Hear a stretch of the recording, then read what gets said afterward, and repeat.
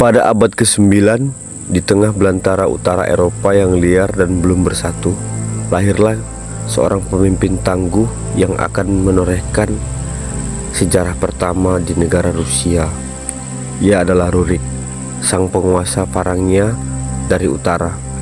Ia bukan penduduk asli tanah Slavia, melainkan seorang kepala suku bangsa Norse, bangsa pelaut dan penakluk dari wilayah Skandinavia, yang namanya kelak menjadi simbol lahirnya peradaban besar di timur. Menurut Primary Chronicle, sebuah kronik Slavia Timur yang dihormati, masyarakat Slavia dan Finik yang mendiami wilayah Novgorod pada masa itu tengah dirundung konflik internal dan kekacauan.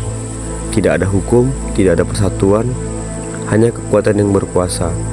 Dalam kondisi kacau tersebut, para pemimpin suku memutuskan untuk mengundang bangsa Varangia untuk memerintah dan membawa ketertiban. Negeri kami besar dan kaya, tetapi tidak ada ketertiban di dalamnya, tulis kronik itu. Maka mereka pun berseru, "Datanglah dan perintahlah kami." Rurik menerima panggilan itu pada tahun 862. Ia bersama dua saudaranya Sinius dan Trufor menyeberangi laut dari Skandinavia dan menetap di utara Rusia. Rurik mengambil alih kota Ladoga, lalu memindahkan pusat kekuasaannya ke Novgorod, kota strategis yang menjadi jantung perdagangan dan kekuatan di sungai Volkhov. Di sana, ia tidak hanya mengatur tata pemerintahan, tetapi juga memperkenalkan struktur kekuasaan yang lebih terorganisir, serta memadukan unsur Skandinavia dan Slavia dalam satu identitas baru.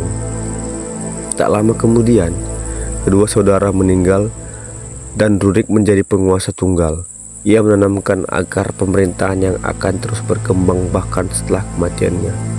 Sebelum mengembuskan napas terakhir sekitar tahun 879 Masehi, Rurik mempercayakan kerajaan kepada kerabatnya Oleg, yang kemudian menaklukkan Kiev dan menyatukan wilayah utara dan selatan.